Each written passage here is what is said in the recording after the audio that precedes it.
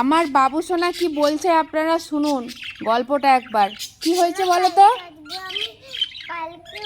একটু জোরে বলো, একটু জোরে বলো। আমার কালকে মানা আসেনি, কালকে আমাদের গেট দিয়ে হাতি পেরিয়ে আছে।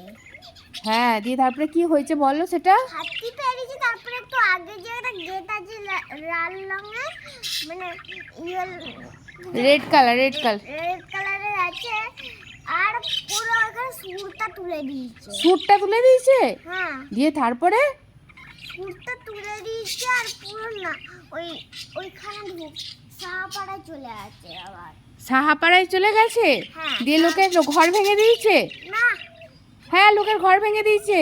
না ভাঙানি। হ্যাঁ, দিয়ে তারপরে তো এসে মাকে বলেছে যে তোমাদের সিসিটিভি ক্যামেরা আছে, তাহলে তোমাদের সিসিটিভি ক্যামেরাটা একটুখানি দেখো তো, যে হচ্ছে হাতি এসছে নাকি।